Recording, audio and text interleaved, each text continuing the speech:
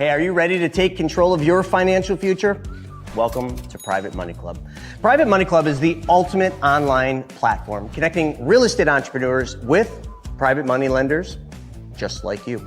Whether you're looking to fund your next deal or lend money to grow your wealth, Private Money Club is your go-to resource.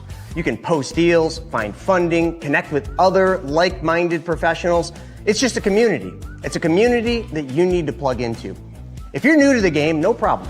Our Learn platform and our weekly coaching webinars and our on-demand resources are here to guide you every step of the way. Join a thriving network of real estate experts who are already making an impact, and they're waiting to partner with you. So Private Money Club gives you the tools, the training, the connections, and everything you need to achieve your financial goals. So why don't you start now by going to privatemoneyclub.com. We'll see you inside. Hey, you need to become your own bank. And it's as simple as changing one thing, and that is where your money goes first. I mean, think about it. Household debts in this country are at all-time highs. You got tons of market volatility. You got the potential for Social Security running out of money. You've got global uncertainty, political divide, and you have to figure out where you're going to put your hard-earned savings. I mean, this is one of those times in history where the rich are getting richer, and it is time to learn the secrets of the wealthy. But here's the good news. Every single Wednesday at 1 p.m. Eastern Standard Time, I put on a free webinar where I teach you how to take back control of your money by teaching you how to become your own bank. So click the link below and let's get started. So let's go into the app, because the app was created after a dating site, believe it or not. So people with money and people that need money. Phone, swipe left. Ooh, I like that one. Swipe right. You want to go on. If you got money, you want to swipe left through all the deals. When you find one you like, boom, you're connected. How much more difficult does this really need to be? This isn't rocket science. They want you to think it is because they want control of your money. It is time to take back control of our money.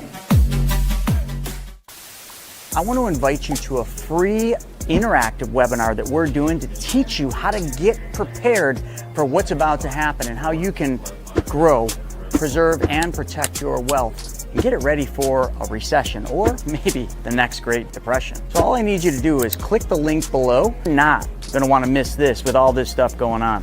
Are you sick of having your money lying around not doing anything? Well, we've got the solution for you. PrivateMoneyClub.com. Back to you, Chris. So that's what it is.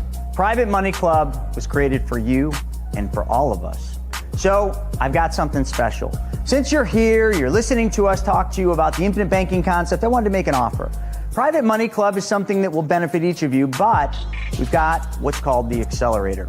The Private Money Club Accelerator is a coaching program that takes together the knowledge that you'll need to be your own bank and puts it together with the opportunities in Private Money Club so that now you learn and apply the knowledge. Check it out. We got a very special offer for you to be part of the next Accelerator coaching program and get you into Private Money Club so your money starts working for you. Hey everybody, it's Buff Finance Guy here, ready to show you how to make some serious gains. But not only in the gym, with your wallet too. Most people put their money in the bank doing absolutely nothing for them. But I'm gonna show you how it doesn't have to be that way. So take Andrew here. His money has just been sitting lazy in the bank. But all he has to do is change one thing, and that's where the money goes first, and everything changes. Just change where your money goes first, silly. Wait, just one change? Yeah, that's it. Instead of sending it to the bank, you send it to your very own banking system. And your money can grow and get stronger, just like me.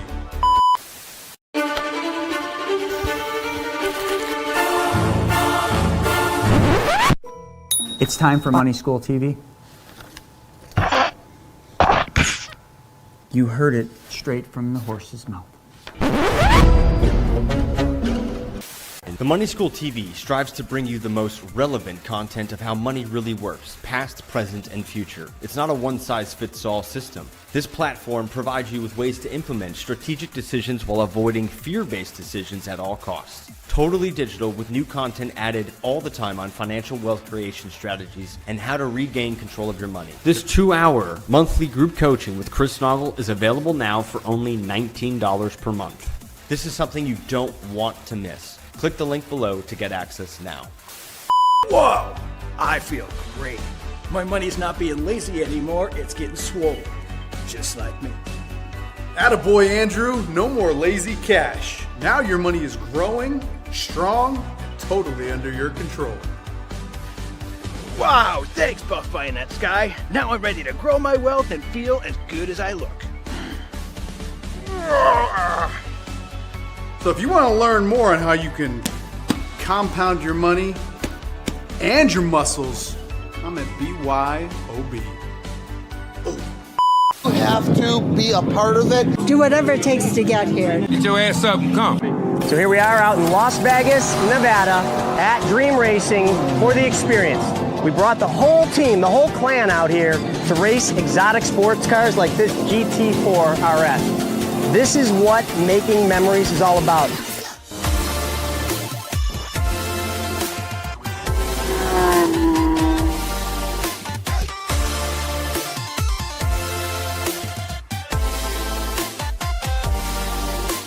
Together, we create experiences for each other, around each other, and memories we get to create. This is my third experience and I love it. Being at the experience brings out the camaraderie, being around like-minded people. It just brings out the best in you. I don't know why the rest of you aren't here. It's an amazing event. I have never missed one since they started 3 years ago. The breathing exercises to the mental, the brain Kessler to now the racing to just the overall mindset. Your network is your net worth. We can sit in a room all day, listen to the speakers, or we can come out here, make some quick laps, learn how to drive, and make memories that last a lifetime. You should be here next time. Well, the biggest thing I hope that people get is something that they can actually apply in their lives. You know, that's the biggest thing for any of these events that we want. We want people to leave here not just riled up, not just excited, but actually going out and doing something that'll put them in a better financial situation, help their family. And for the speakers, my goal is that they go out and they impact the audience and bring something the audience never had exposure to that allows them to then fill in that piece that they're looking for. I'm going to be talking about more lease options. I'm going to be talking about equity shares. I'm going to be talking about a bunch of fun stuff today. Because again, I'm not here to teach about how to do those deals. I'm here to teach about how to invest in those deals. Filled with individuals that are like-minded, that are at the top of their craft, they're at the top of their game. And for anybody that's an attendee, it's just a mind-blowing experience. It's almost going to be hard to speak anywhere else but here because it was such a great experience. I felt like, I don't know. It was amazing. Nothing less than amazing, literally. At the PMC Money Tank event, which is an epic event that we're putting together that does one thing and one thing only.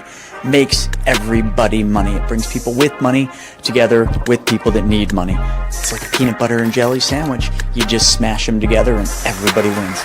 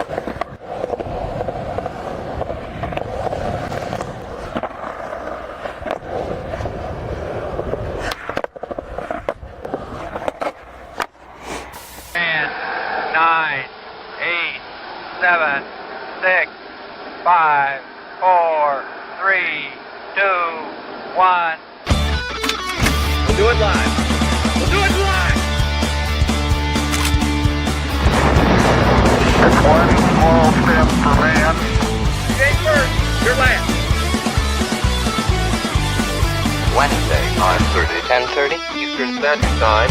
Do it live! Oh, yeah. If you ain't first, you're last. Welcome back to another week, another I almost said wealth webinar, but that's coming up at 1 o'clock. Another What the F Happened. We are glad you're here with us, and I hope you like the new format. I'm joined by my master of disaster down there in Florida in Gator Alley, or what do they call that, Stephen? The Gatorlands. Good morning, guys. We got alligator Alcatraz ready to go down here. We're ready to play today.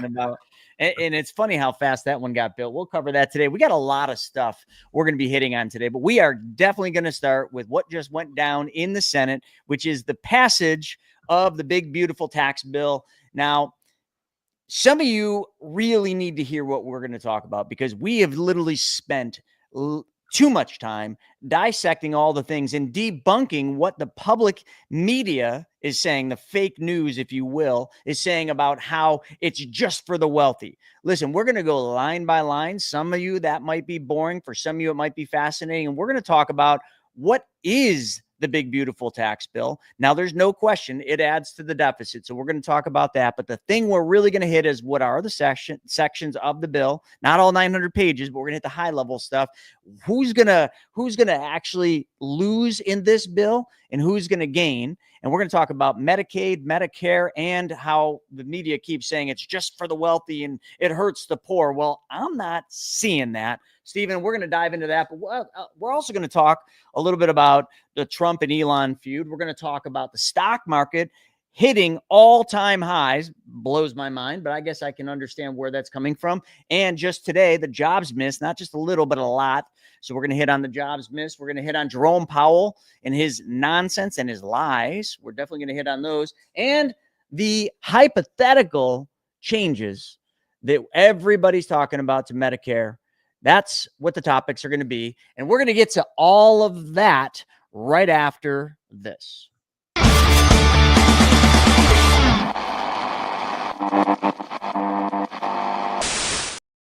All right, so let's dive into the economy. Stephen, I know there's a lot to talk about here, but I really, really got to start with the big, beautiful bill and how it passed the Senate. And they've been literally at it just long hours, I think like 11 or 12 hours straight, going back, exchanging pork bellies, exchanging all the pork from each state. I know Alaska kind of came in with a last minute vote and JD Vance pushed it over for 51-50 passage in the Senate. Now it still has to go back to the House, which is a whole nother story, but we'll talk just about the Senate because the versions of the House and the Senate bill, that's what's pretty interesting. And I actually have that. So I'm going to pull that up here. So we've got, let's see, right here. I think this is the one. Let me show everybody what I'm looking at here. Share screen. This is the one. Yep. All right. So here we go. What this basically does, it goes through and talks about some of the stuff that is being said out there. Now, Stephen, I want you to comment. I know you've been following this because it's very controversial. Elon hates it. Elon hates it because it adds to the deficit. And Trump ran on reducing the deficit. We'll cover that in a moment, but there's a lot more that Elon's upset with. But this is how bills go through. I remember when Obamacare was going through. Obamacare only went through; it was narrowly passed, and it only went through because everybody got what they wanted. That's the pork, right? That's what each of these senators and congressmen and women they just throw in the things they want for their state, and they typically get it because that's how they get these things passed. And Alaska definitely threw some of that stuff in there. But one of the things I thought that was interesting is, there's a ton of talk out there that this bill favors the wealthy. Now, that very well may be because a lot of the stuff in the bill does help business owners, does help, people who have money, people who are paying taxes. I hate to say it that way, but literally it helps people that are paying taxes and the people that are paying more in taxes, it helps a little bit more. So I can see where they're using that and trying to spin that narrative. But, it's interesting.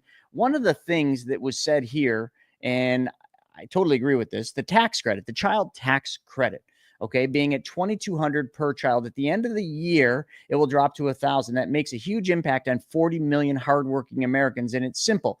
If they vote no, they're voting against $2,200 child tax credit. But here's another thing that I thought was really interesting. If you listen to the Democrats here, they say that this is all about billionaires and millionaires. And that's what I've heard too, Stephen. But tell me and I love how he says this. He said, no tax on tips. That's passed. Okay. No tax on overtime work. That went through. How many millionaires and billionaires, Stephen, do you know that work by the hour? I don't work by the hour. I know you don't work by the hour. You better not be working by the hour. I don't know any wealthy millionaires or billionaires that work by the hour. So no tax on tips, no tax on overtime. That isn't affecting us, the millionaires, the wealthy.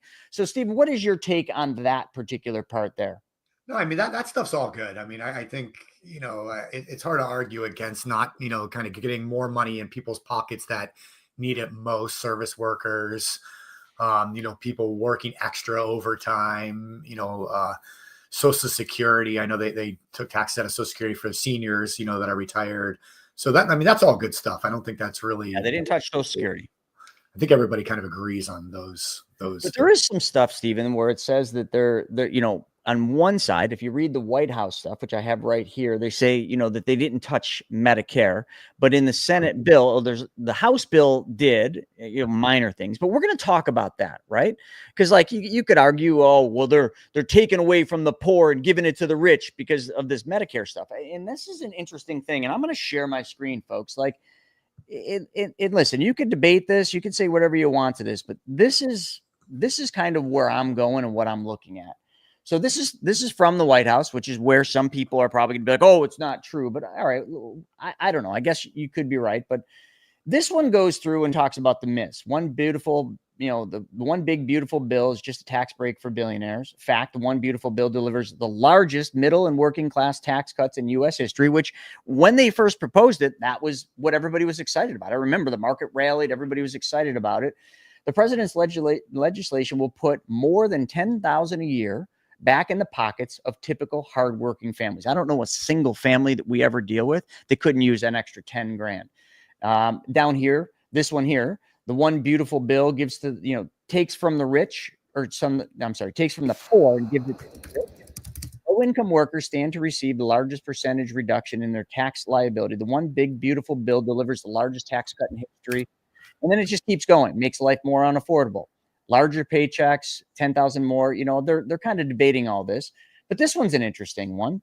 Hurts low-income families. Beautiful bills, most proactive or pro-family legislation, delivers bigger paychecks, they keep saying the same thing. Where's that thing?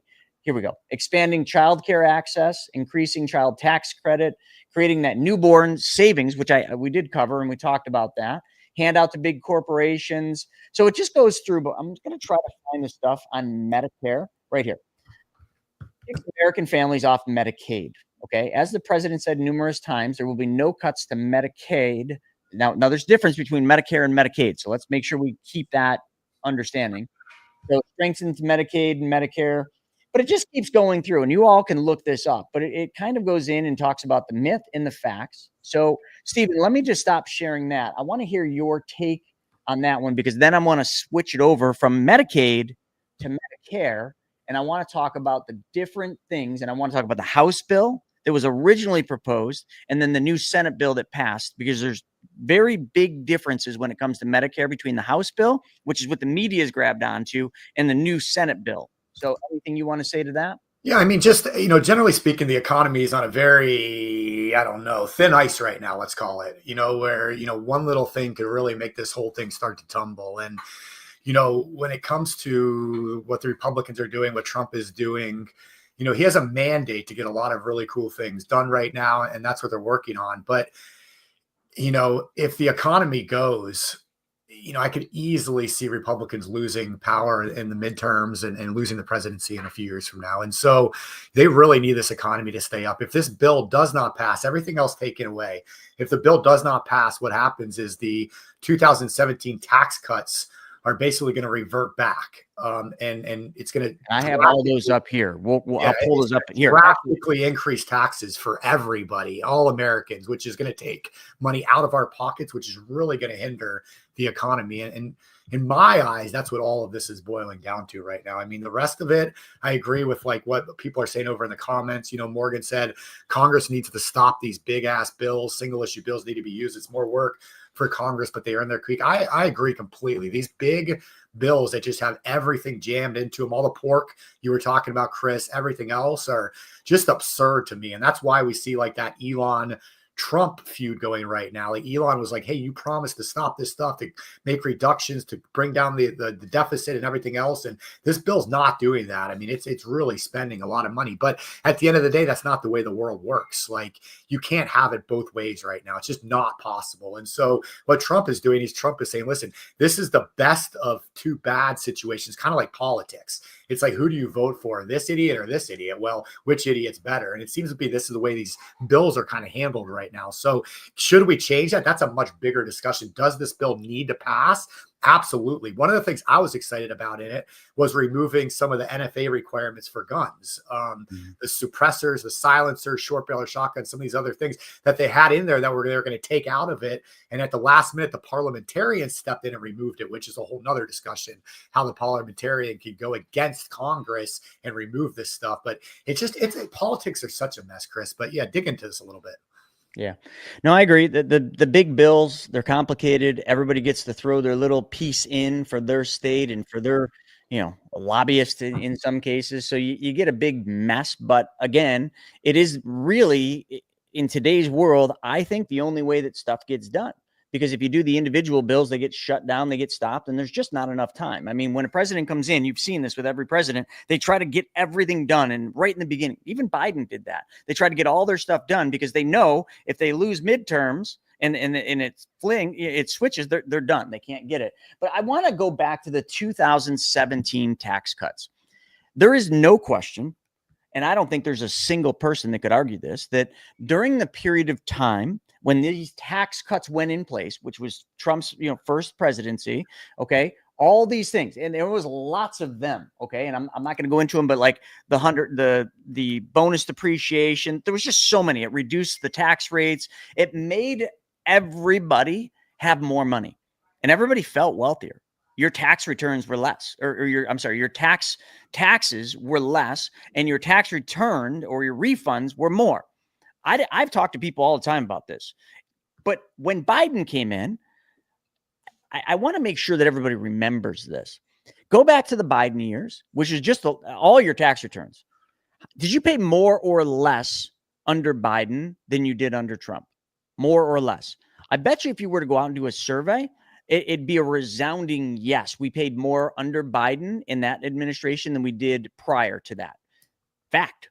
We all paid more in taxes. I know I paid a lot more. I know everybody I talked to paid more in taxes during the Biden administration. And that was because they were, and also if, like you said, Stephen, these tax cuts were to expire or sunset, as they said, everybody would make less money, pay more in taxes, lots more in taxes. And you know who would pay the most? And this is where the media jumps on it, the wealthy. The wealthy would pay significantly more in taxes if they sunsetted all this, because the estate tax limits, would go down, which would, create more revenue, but would hurt the wealthy significantly, which means they would move business and assets offshore. 1,000% correct. They would move business offshore. They would get out of the U.S. because, listen, it's just business, okay? They would make more money and pay less taxes by doing that. These tax cuts, for the wealthy or for businesses, small businesses, keep industry here in the United States of America, which is what we need. It does add to the deficit. No two ways about that. But if you keep industry here, if you bring more industry through here through tariffs and all the other things and making it less expensive for the big business, the wealthy, if you will, stay here, they will create more jobs here. They will create more GDP here. It will eventually earn out of the deficit. Hypothetically. But when you look at this, here's the Senate, here's the new things that are happening. The tax breaks, the tips and overtime, the increased standard deduction right there. That's a big one. Okay. Child tax credits for any of you that have kids. That's a big one too, from 2000 to 22 or for 2,200. And actually they were talking about reducing it down to 1,000, like I mentioned. The SALT deduction cap, which is good for people like me and all of you from California in high state or high tax areas or high tax states. That's, I guess, the way to say that. Well, we pay a lot more than you do, Stephen. My state taxes are hundreds of thousands of dollars. You know what my CPA said to me, Stephen? He said, I got the best tax advice for you. And I was so excited. He said, move out of New York. He said it'll save you hundreds of thousands of dollars. I said, that's not an option. My mom's here. So sometimes you just got to pay the piper. But the SALT deduction caps help that. Border security. SALT deduction caps are BS, in my opinion, because then we have to subsidize you people for having. Yeah, well, hey, grand state. That's great. Thanks, man. It's about time you fuckers down there give something to us New Yorkers. We send plenty of people down to you guys to help your. I'm just kidding. I know you guys don't want New Yorkers down there.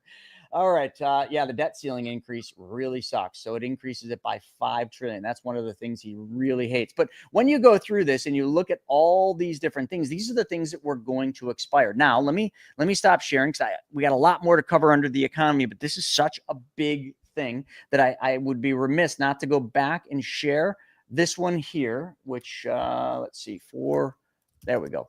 This is the Medicare stuff, all right, that everybody's talking about. You all can look at this however you want, but first off, okay, right here, when the current law, if you're enrolled or entitled to Medicare Part A, you are ineligible to put money in an HSA. Now, for some, they're like, who cares, okay? And I get it. Or HDHP plans. But for others, like working individuals that are working while on Medicare, like that's a big deal. Having the ability to put tax deductible dollars into a high deductible or an HSA, a health savings account, okay, because it gives them more deductions. The House bill, basically what they did is they allowed people that were working to do that, and so does the Senate bill. So then when we come down here, right here, this is the big one that Alaska's, senator was, I believe I'm saying that right, the senator in Alaska, or however you want to say that, was griping about, allow more hospitals to register as rural emergency hospitals. So current law, only certain hospitals were enrolled in Medicare as of December 2022 and were eligible to convert to rural emergency hospitals. Okay, then down here, so some of you are like, who cares about this? But the Senate bill does not include provisions to retroactively extend the designations to rural emergency hospitals. So that's a change. Okay, this was a big one. The AI, allowing AI to go back and look at overpayments by Medicare. Okay, so that's scratched. So the Senate bill does not include any provisions to use AI to reduce waste, fraud, or abuse. I don't agree with that. The House bill did. The House bill allowed for that. So allocated $25 million for the secretary. But, there's waste on both sides. So let's wash that. This is the big one. Stephen, this is the one that I just can't believe the average public that's watching the news can't just understand. The big thing that this bill does is takes away eligibility for illegal immigrants to get Medicare. I'm sorry. Why should U.S. tax-paying citizens or legal immigrants, why should we have to pay for illegals to benefit from Medicare? Explain that one to me, Stephen. Why? Does that make any sense to you? I can't explain it.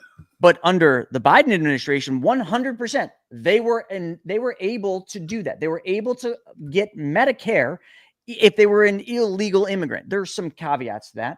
So right here, the Senate bill does not contain provisions about eligibility for Medicare. It includes most of the same provisions as the House, which basically the House would eliminate Medicare eligibility for illegal immigrants.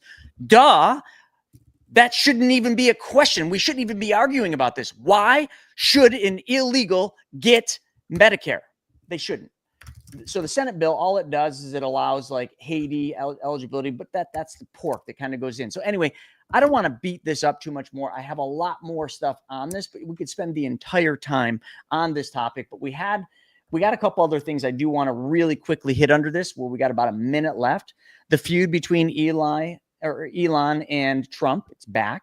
Okay. The U.S. stock market hit all-time highs. Okay. And that's because the tariffs are paused and things are quiet on that level. But Stephen, down there in Florida, you're better off than we are here. What are your gas prices? Are they lower or higher now? Gas prices have been nice lately. I mean, admittedly, I don't go to the gas station often, so I don't track it. But from what I've seen, I think they're pretty good. I mean, yeah, a lot lower. Well, that's a fact. So gas prices are the lowest in years. But the one thing I did want to hit real quick, and I know we're going to go a little over on this, is the private sector. The private sector lost 33,000 jobs in June, which missed the expectations for 100,000 increase. The expectations were that it was going to increase by 100,000. It didn't. They missed that. So that's huge. Pay attention. Remember, I've said this a million times. Watch unemployment. Watch the jobs. That will tell you where the economy is going. And this is not good news. Not at all. Yeah.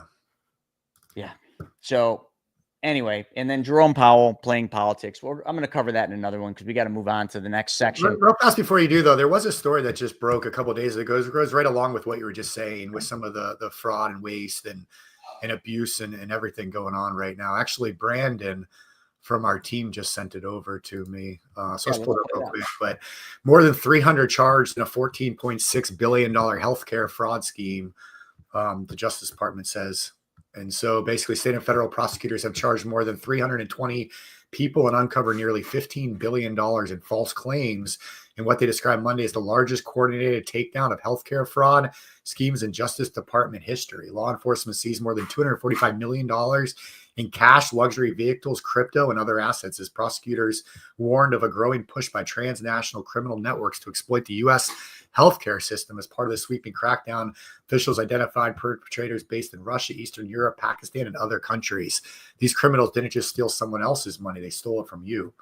The Justice Department said every fraudulent claim, every fake billing, every kickback scheme represents money taken directly from the pockets of American taxpayers who fund these essential programs through their hard work and sacrifice. Wow. So it's great. It's great to see the Justice Department go in actual real crime and not just attacking their political opponents. All right. Well, from there, that's great. We are going to move on to the United States of America, and that's what we're going to move into next. We're going to talk about what's happening on our soil. My fellow Americans. So you know the thing. Well, the first thing I this is kind of a personal thing that I thought we'd talk about real quick is do you know that here in the United States of America, half of all Americans do not have life insurance? Can you believe that, Stephen? Did you see that article? Yeah, I didn't see it, but I believe it. Half. I was blown away. And it's funny, like one of the companies that we deal with quite often, I'll share my screen and we can kind of just read this together. But one of the companies we work with actually was one of the companies reporting on this, Western and Southern Financial Group. They're a big company. Anyone doing IBC would know of this company as Lafayette Life, but their parent company is Western and Southern Financial Group, found that just 51% of U.S. adults had any kind of life insurance. And I don't want to bore you with this, but right here, this is another one. Of those who are covered, about a quarter, so 26% of those half, okay, we'll just keep numbers simple, only have group life insurance. In other words, group life would be you work for an employer, they give you a fully paid up group policy. You work for a bank as a vice president, you got your fully paid up $50,000, $100,000 life policy just for working at the bank. That's group. And then there's the other group, which I used to sell, which you go into a company, it's like employer sponsored stuff. The employer says, yes, we'll allow you to come in and offer, this life insurance to our employees and we'll payroll deduct it. So 26% only have group life, and group life typically is like $10,000 to $50,000. So this whole article, and for some of you, again, this is kind of like, what does this matter? Well, it matters because when we talk about legacy and we talk about future generations, like life insurance plays a huge part of that. Just look at the Rockefellers, okay? Look at the Rockefeller family banking system. I mean, the reason the Rockefellers keep getting wealthier and wealthier is for no other reason other than life insurance. Their trust buys life insurance on every family member so that when that family member passes away, even if they've borrowed from the family banking system, it's made whole. So the next generation has more and more and more. So they can go out and give more money to charities, do more bad things, which whatever, build more businesses, buy more oil, whatever, all that good stuff. But in normal lives, all I know is I know that several of my family members have passed away and they have not had life insurance. That's a burden on the family. That means the family needs to figure out how to pay for their funeral, how to pay for the flowers, how to pay for the casket, how to pay for all of that stuff. And that's a massive, massive hit to a family that is barely making ends meet. So I just thought I'd bring this up because I thought it was interesting. I would have guessed that more than that would have had life insurance. But the trend right here, perhaps not surprisingly, the odds of coverage increase with age. So just 36% of Gen Z had life insurance, according to the report, the lowest of any generation. Like, what's going on with Gen Z, man? That's compared to 50% of millennials and 55% of Gen X and 57% of baby boomers. Still not good numbers by any means, but anyway, I didn't want to spend much time. I just thought that was an interesting little stat, and that is in just the U.S. So what do you want to talk about next, Stephen? Let's talk about 4th of July. Fireworks started going off last night. We didn't go watch the fireworks with Vivi because we went for a long bike ride and we were just pooped.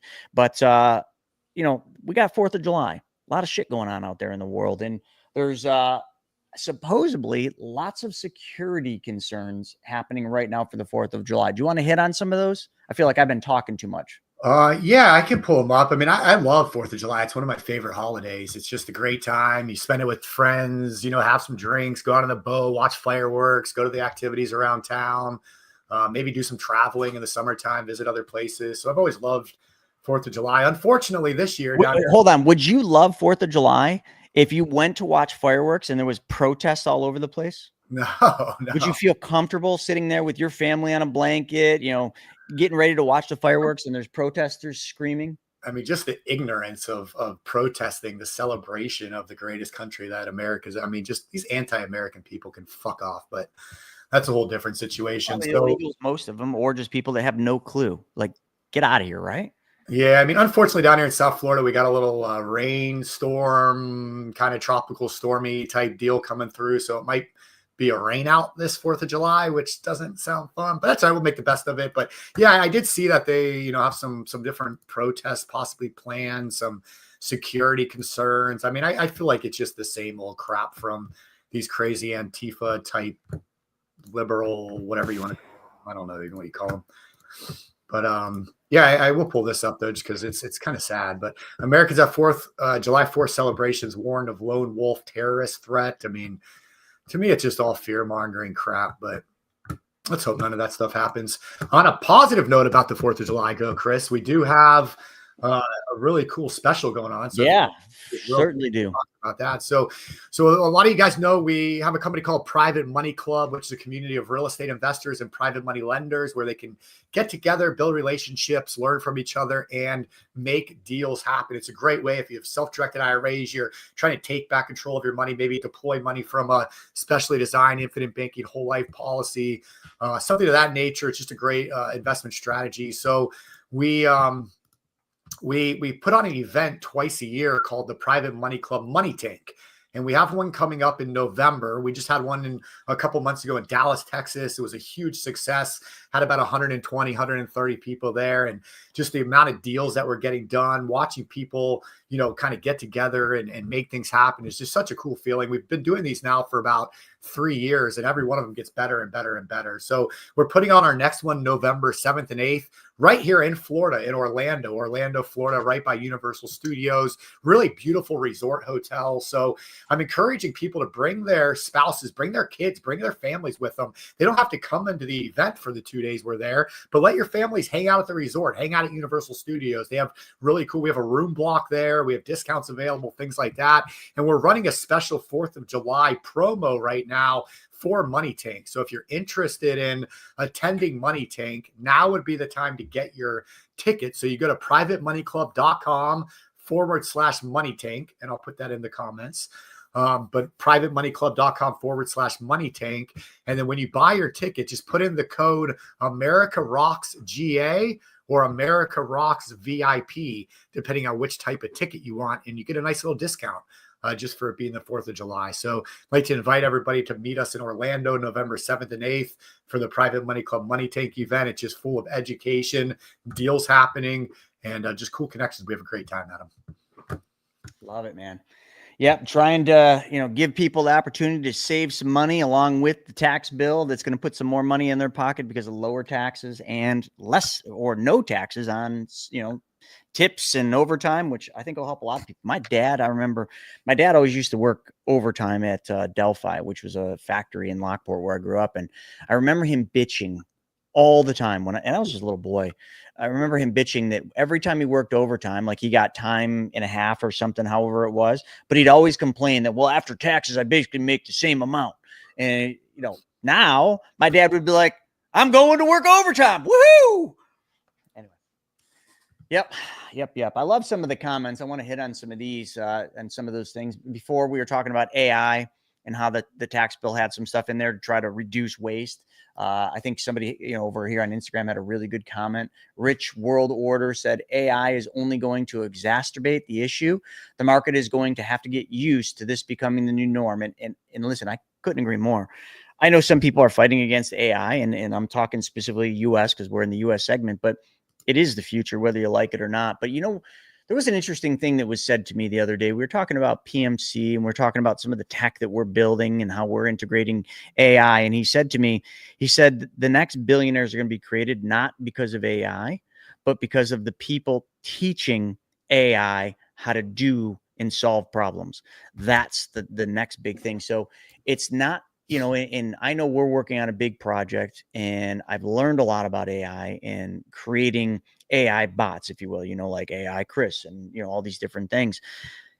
There is a really important formula that goes into this stuff. And it's kind of like what you put in is what you get out. So there was another thing too, OpenAI, Meta just paid one of those guys a shit ton of money, but he's the guy that trains OpenAI. He's the guy that's training AI. That's the money, is the person who's creating the training and creating I'm trying to think of how to say this, but creating the training for the AI to then solve the problem. So we think AI solves the problem, but AI doesn't solve anything until somebody trains it to solve a problem. That's important. So sorry, just figured I'd put that out there because I think that's a huge opportunity for some of you to learn that, to understand that, and to get into that. Let's see. I just want to see if there's anything else. I love Lynn talking about how she paid $3.96 in June 30th at Costco. So that's a big reduction in gas. So, Trump did say gas prices were going to go down. They are. So living up on that. They found a Chinese spy that was working for a New York governor. You don't say. I'm not going to even go into the New York governor thing because that's just a bloody mess. But there's just so much crap going on. I love Sarah said, does job loss equal deportations? That's interesting, isn't it? So if there's less jobs, do more people get deported? I don't know. What do you got there, Stephen? Just to wrap up kind of the USA segment, I mean, there was some really big Supreme Court decisions this past week. So the Supreme Court in its final week before break did give Trump a wave of victories, really. So the Supreme Court term has given the Trump administration a series, and this from NPR, wins in the final blockbuster week of its term. We rounded up the final decisions in one place.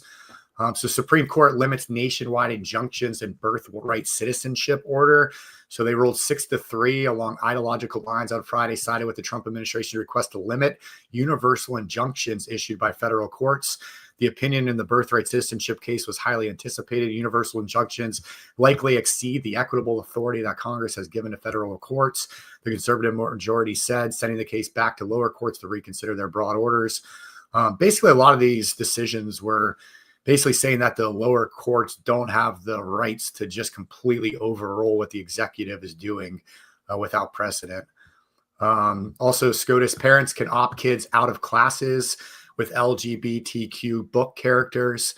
So basically the Supreme Court says, parents have control over what their kids should and should not be learning in school. And if they don't want them to learn about some of this, ideology, that they can opt their kids out, which I'm all for that, Chris. I mean, I think parents, I think that's phenomenal.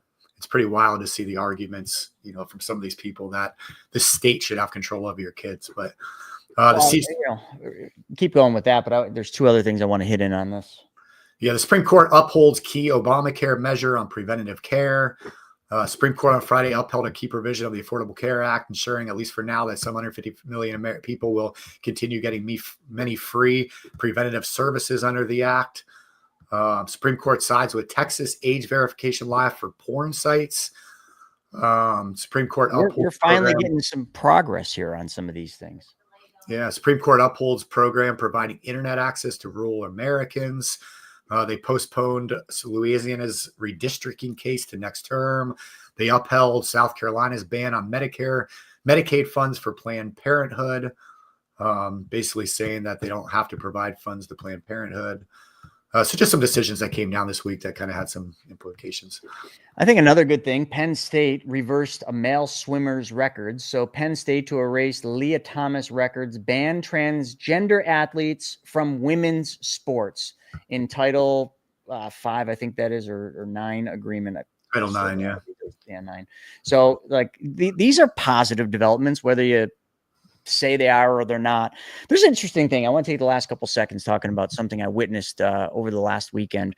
So on Friday, actually this past weekend, my neighborhood had a yard sale, right? They do it every year. It's a big garage sale thing. And, you know, all the people in the development do that. And it's very well attended. People come from all over the place. And my daughter, you know, I think I've talked about this on some of the wealth webinars. And by the way, we have a wealth webinar today at 1 p.m. Eastern. But my daughter, at every yard sale, my grandparents throw these yard sale, or Larissa's grandparents, mine are gone. And Vivi always sells cookies. So Larissa bought her like this little stand. It's super cute for the garage sale where, you know, she sells her cookies from. And one of Larissa's friends came over, like good friend, and brought her daughter. And, you know, it was interesting. Her daughter was older. And I thought this would be a really good thing. Vivi can learn from her, hang out with her. But the entire time I watched, you know, this little girl, who's a sweet little girl, she was on her phone and on social media the entire time. People would come up to the stand and she wouldn't even acknowledge them. This is, and Dex was talking about this, why I said this. So I was in meetings in and out of the house because it was a Friday. I had to get some work done. But I noticed that when Vivi was next to her, Vivi was mimicking her. Vivi didn't have her phone, but Vivi wasn't paying attention to customers as they'd come up. She wasn't doing what she's normally doing when I'm there with her. So I came out and I spent some time with her, and, you know, I'd hold her hand, I'd take her up and get her used to talking to people. This is like such a simple thing, but literally, folks, this is what our kids are lacking: communication. Simply being able to talk to people. They live in a phone. They live in a social media world where I'm trying to get my daughter to be able to talk to people. So I would take her and I would say hello. And she'd say, hello. Would you like to buy some cookies? How much are they? They're $1. Did you make them? Vivi had answered no, you know, and you could always see Vivi looking at me like, did you make them? And no, Grandma made these ones, but you could say you help sometimes. But she sold out of all of her cookies. And then we went to banana bread. Banana bread was $5 a loaf, much bigger sale, right? Now she's selling high ticket items. So I take her over and she'd do this, and you could see a little pushback, and Vivi she started getting into this. Like, she was like, it's really good, because people would ask, you know, is the banana bread good? And Vivi said, it's very good, you know, and then she sold out of the banana bread literally to just 3 couples. They bought all of her banana bread at $5. So Vivi walked away with like 30 some dollars, although Vivi did spend some of her earnings on some of the things at the garage sale. But I said, as long as you're keeping more than you're spending, that's good. But we got to set rules. So these are simple things. You know, I talk about child's education and everything else all the time, but these are simple things we must teach our children. If all we do is have our children living in phones, like, there's no way we're going to make it. We're just not, as a country, as a society, just as an economy. Like, how can we? So I love that Dex brought that up. But anyway, sorry to go on that little rant. I just think any of you that are parents, like, spend more time just teaching your kids how to talk to people, how to conversate, how to communicate. Very important. And I will always say this because of Earl Nightingale, but I truly believe this: sales is the highest paying profession on earth. If you can master sales, you can master anything and make more money than anybody else. But with that being said, we got to move on to the next topic, which is the world.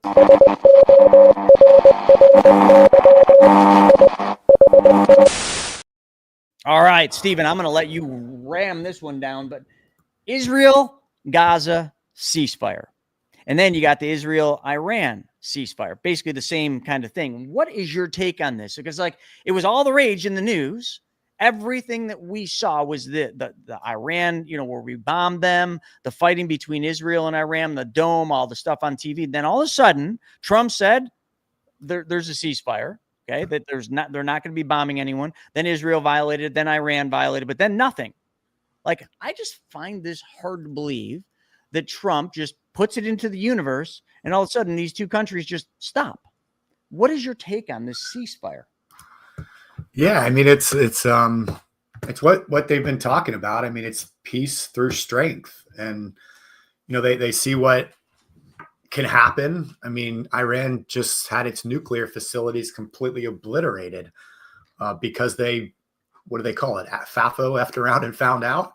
And so, these other organizations see that and they're like, we don't want to be the next one to feel the wrath of what, the United States is possible of. And so, Gaza has said, hey, we're gonna back off, we're gonna ceasefire, we're gonna figure this out, and we're gonna move forward. So it's a good thing. I mean, that's been going on for almost 2 years now over there. It's a tragedy. I mean, it's sad. It's horrible. And, it needs to stop. So hopefully that this, works out and they can figure it out, because it's been a disaster over there for not only a couple of years, for hundreds of years, honestly. So thousands of years. Unreal. I mean, but I think it's good, that we finally, it seems like you call it peace by, what did you call it? Peace by? Through strength. Through strength. Peace through strength. I don't know. When I first saw it, I remember saying to my wife, is this real? Because there's so much fake news. I said to her, is this real? Like, is there any way? Is he literally just willing this into existence? And I know that's a thing. Like, your thoughts are things. And Trump certainly knows this. But again, that strength, he's definitely using that. But there's another thing going on that I found kind of interesting, and that is the Ukraine stuff. So I was correct me if I'm wrong, but I was under the assumption that we were no longer aiding Ukraine in the Ukraine-Russian war. Like, I thought we pretty much cut them off when Zelensky came over here and, they had their little blowout at the White House. But I just read an article that the U.S. paused weapon shipments to Ukraine. That was like an article that just came about. Did you see that? Yeah, I saw. I have not really been following, honestly, the war over there. There's been so many other things going on. Like you said, I thought that we were kind of out of that right now. But so did I. But clearly we weren't, because right here, Axios says U.S. pauses some weapons shipments to Ukraine, which I thought we had just stopped doing that. I mean, obviously under the Biden administration, they just blindly wrote open checks, billions and billions and billions of dollars. But Pentagon is pausing some shipments. So clearly they're not pausing all shipments, which I find I don't know. I just, like you said, there's so much stuff that sometimes we don't follow all of it. And sometimes there's just no news on this stuff. But here it is. The strength of the United States Armed Forces remains unquestioned. Just ask Iran. So there's all sorts of weird stuff going on. I read a whole bunch of articles also about that Iran, where we bombed them and Trump said it was a total success. I've read a lot where it wasn't a success at all. We damaged that, but we did not slow it down enough. Like, we did not destroy it. I had read somewhere else that they had moved some of the uranium enrichment. That's nonsense. Yeah. So I'm just, that's, again, you just get all this fake news, but it just makes you start thinking. And then you read stuff like this and it's just, I don't know. The U.S. has provided Ukraine with billions of dollars in military assistance since Russian forces launched a full-scale invasion. But I just had thought, I'm looking for someone to kind of give me some info on this. If you've been following the Russia-Ukraine war, most people are just sick of hearing about it. But why are we still aiding that? Is there a reason? Like, I thought Trump, and I hate the fact that this is still going on, because I remember Trump said, one phone call and I'll end this war. I believe that. I did, because I thought, all right, well, Putin respects Trump, so hopefully they can do it, but not as of now. Yeah, there's still a lot of chess moves going on with Trump and Putin as well, back and forth. And so I think a lot of what goes on with Ukraine and Russia right now, we won't see real news on that until after the fact. I think there's a lot of behind the scenes kind of chess type moves that are happening that, that you're never going to know about, quite frankly, All right. Well, let's talk. Let's hit some of the comments that are coming in here and talk about some of them. Do you want to pull out some of them that we can hit on? Yeah. I got one. Well, while you're looking there, I got one up here on Instagram that you can't see. It said, it's only temporary. They're just regrouping and re-strategizing. When they say peace and safety, stay alert. So I agree with that. That's Lisa KG or Kaji coming in from IG. Like, I just internally have a hard time believing that the Israel-Iran thing is just over and that Iran's just like, hey, we're cool. We're just going to not do anything. You know, they're the largest terror group like in the world. Like they fund more terror groups and terrorists than any other country. And they're just done. I don't know. I find that hard to believe. And then St. James from the team, he said, the head of U.S. intelligence confirmed that we did no significant damage to the Iran nuclear program. And that's what I'm reading, Stephen. And I wasn't reading that in the news. I was reading that in some of the economic, articles and economic newsletters I get about that Iran stuff. So I don't know what to believe. Really don't. I want to believe that we destroyed it all, but time will tell, right? I mean, it's one of those things where it's certainly tell. Time will certainly tell. All right. Well, let's continue on here. Is there any other comments you want to put in? No, go ahead. All right. Well, let's continue on. We're going to move on to the next, which is always my favorite, which is the WTF. So what the F? But before we do that, I'm going to play a commercial, and then we're going to be right back after this. Money making money. Come on, you gotta tell me, how is this even possible? It's easy. 1, take your money and you put it in the secret spot. 2, you let that money grow with compound interest. 3, then you find a place for that money to go where it can work for you. 4, and then every Wednesday at 1 p.m. Eastern, you join me for a wealth webinar. I'll do it. It's free. Plus, if you join me now, you'll get my free ebook that teaches you to get all the money back for every car you buy, drive, and own. So take advantage of this opportunity, and I'll see you there. All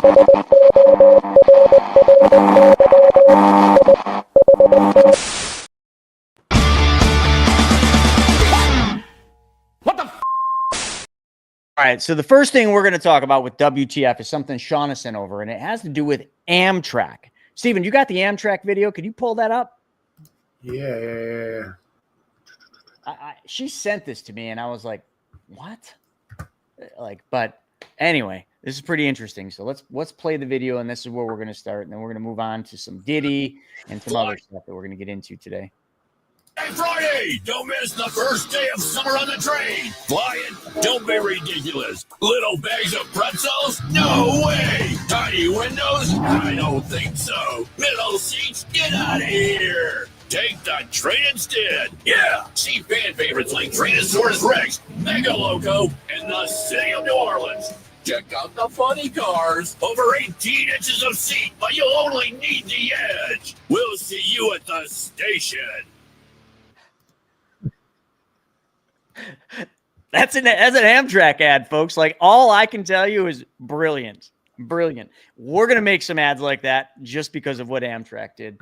I don't know, Stephen. What you been on Amtrak lately? Anyone watching? Have anyone been on Amtrak? Like, is that the experience? Like, big windows, comfy seats. Like, you don't just get pretzels, you get the full service. Like, what's the hell's going on over in Amtrak? Like, I've been on planes too much. I don't know. We have an Amtrak down here in Florida, and it does not have the best reputation. So I'm not sure what they've done here, but. Oh, love it. All right. Well, another thing I want to hit on is clouds. So there's an interesting little thing going on. I'll just share this. As a kid, I used to lay in the backyard and I used to just look up, and I think a lot of you probably did. And I would just make figures. You stare at a cloud long enough and you can make it into anything you want. It's kind of that whole, just your mind turns it into whatever you want. You want to see a kitty, you see a kitty. But there was an article here about a formation that came up about a cloud. And I want to, this is a bit interesting. It's kind of a little WTF. But here, let me go back to the beginning and I'll play this and you guys can see this. Is that big enough to see, Stephen? Yeah, it's fine. E é uma distinção extremamente rara, porquê? Porque tem que estar reunido. Yeah, we don't need to listen to it. You can just see it. Does anyone find that cloud a bit strange? Kind of seems like surf's up to me, but it's not surf. That's a cloud. So I haven't really dug too deep into this, but that can't be normal. I don't know, Stephen. You live in Florida on the ocean. You ever see clouds like that? I don't know, but there's definitely been some interesting tornadoes and whatnot lately as well. I saw a really cool one that was just posted a couple days ago. Actually, here, I'll share it just because it is pretty fascinating. Right, let me stop sharing this and you can share yours. But You know, I know this is just kind of odd stuff, but that's what this section's about. Like, what the F? Yeah. All right, take it home. So this guy said most insane tornado intercept of his 30-year storm chasing career. Holy crap. Big ass tornado, man. I actually love that movie Twisters. I loved it when I was young, like that one that originally came out like 30 years ago. And then we actually went and saw the most recent Twisters one a couple years ago in the theater last year, maybe. And it was a great movie, man. They're fun movies. But that is just wild in real life. Like, how do you even film that? Like, aren't you scared shitless filming something like that? Someone said it looks like AI.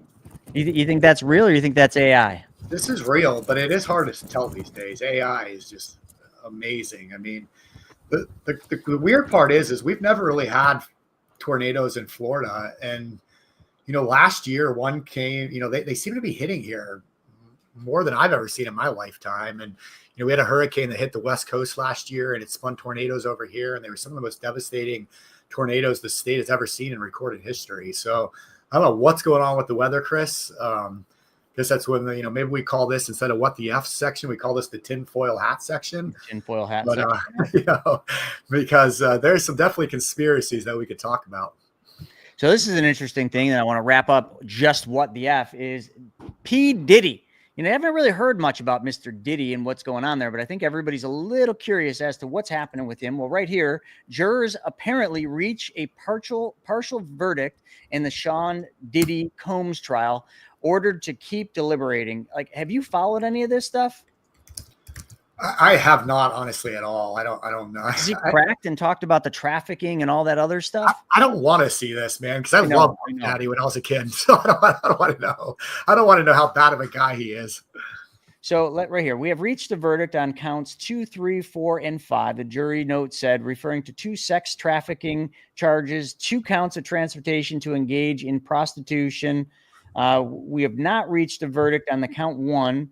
Sorry, I got all these pop-ups coming up. Count 1, because I don't know, unpersuadable jurors on both sides. That's interesting too. I mean, how many of these jurors are paid off? I mean, that's a question. So, leading a criminal enterprise for 2 decades that allegedly plotted to commit arson, kidnapping, sex trafficking, and other offenses. Of course, he pleaded not guilty. But I mean, why is this not making headline news? Isn't that strange that like none of this is making headline news? Like, this is sex trafficking here. This is like such a big topic, but the news doesn't want to touch any of this stuff. Anyway, we'll get more on this in, you know, future episodes of WTF, but I just thought that was important that we covered that little section, because it's just wild, man. Just freaking wild. What was your favorite topic that we covered today? Was it the one thing we didn't talk about? And we got to get to it. We didn't talk about Mr. Jerome Powell and his lie. This is definitely more in the WTF. So let me just hit that real quick in these final minutes that we have left here. So right here, I thought this was pretty interesting. The Patriot Oasis said Fed Chair Powell under scrutiny for $2.5 billion remodel of the central bank's Washington headquarters. So Powell plans to have a VIP dining room, luxury elevators that drop off just to the VIP dining room, skylights, water fountains, beehives, roof terraces, and everything else. But down here, so there's this whole thing kind of building up about a $2.5 billion, not million, $1 billion update. Okay. That Powell, and also this obviously went completely unnoticed and was completely supported by the Biden administration. That talks about that in here as well. But anyway, the Post now says Powell's statements directly contradict the project's own planning documents, which were signed off on government pen pushers in 2021, which haven't been revised since. Because Powell's coming in saying, "Oh, there's no thing like that. There's no plan to do this," but there is. There's actually plans drawn up. So I love this article with Powell and his big nose. How much longer do you think this dude's going to make it at the Fed? Trump's got it out for him. Not much longer, man. Well, I don't know. Do they get Trump, or does Jerome take the fall and they make him the person who takes the grunt of it? Because there's a lot more to that. When's his term up, in October, or is it? I'm not sure when his term is up. I thought I was sharing the slide here. I'll show you what we're looking at here. No, I guess I'm not going to because it won't come up. You got everybody, real estate people tend to like Grant Cardone. He usually has pretty good takes. I mean, he's got a pretty good little segment on Fox about Jerome. Good, bad, and different. Yeah, I mean, I'll just play it. It's a minute long. I mean, it's an interesting take, I guess. Just since he's a real estate guy. So the tariffs, Grant, are not causing inflation as the angle predicted. There wouldn't be inflation. Money is pouring into the country. So what is Powell doing here exactly? Well, he's either stupid, which I don't think is the case, or he's just unpatriotic and he's actually wanting to damage, as he promised a year ago, Laura. He was willing to even damage the middle class if it controlled inflation. But in truth, the American people need to know that Jerome Powell nor any Fed has ever controlled inflation. And in fact, President Trump has had more to do with bringing inflation down in this country. Everywhere Jerome Powell is involved, prices are still up. Mortgages are too expensive.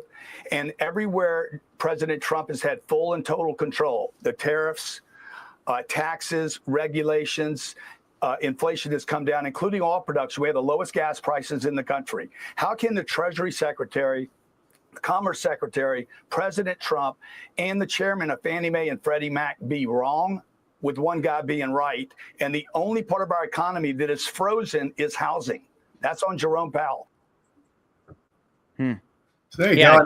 He's got to take. I mean, inflation's at what, 1% annual right now? I mean, it's way down. I mean, he's right about housing. Like, if you drop rates, I think you're going to see a boom and people making moves again. I mean, so there's a lot of truth in what he says there.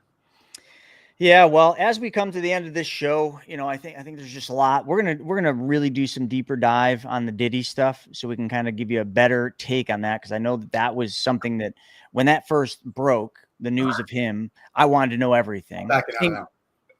You didn't want to know anything, but I did. And I don't want to just know about Diddy. Obviously the truth's out there. Who else is going down with him? Like everybody's saying in the chat, Fat Joe, somebody just mentioned. I think there's going to be a whole slew of people that go down, because it's not just him. He might, have been one piece in the puzzle, but it's a much bigger thing. And we were talking yesterday, Jordan and I, about this, and he did a video on it. It's just sick what's happening there. And obviously having a young daughter scares the living crap out of me. I mean, I don't even want to take my eyes off her. In my own neighborhood, when she's riding her big wheel up and down the driveway, she was on her bike yesterday, and it's just like I had to walk out in the backyard to get something. And I'm like, I don't want to take my eyes off her for even a second, because that's all it takes. And it's just, it's freaking scary, man. It's just scary. We live in a scary time, and the 4th of July is not going to be, I think, any less scary, especially if any of you live in LA. Like, I haven't seen a whole lot about what's going on in LA, but did they get that under control? Is that still a mess out there? I was in LA. I try to avoid that place, but I was there years ago speaking. I feel like it was like 4 or 5 years ago, and it was a mess. I mean, it smelled, there was feces everywhere. There was people just everywhere. And I was in a nice part of LA, like a really nice part. So I can't imagine what it's like being there now. I'm sure there's still good parts of LA, but Newsom, the dude never gets blamed for anything. Never gets, he's never getting blamed for how bad California has literally gotten. Because it is, to me, a mess compared to what it used to be. I used to want to move to California. I used to want to live in California for all the reasons everybody is in California. But then you watch it all and you're just like, I want no part of that. No disrespect to any of you that live in California, but for somebody that's been going to California since I've been about 17 years old, that was my favorite state. That was my favorite place to go. And no thanks. Yeah. And, Shauna mentioning Disneyland in LA, her initial thought is brake dust. I'm not quite sure what that means. Don't know at all, but, yeah, I don't know. Stephen, anything you have to wrap this thing up?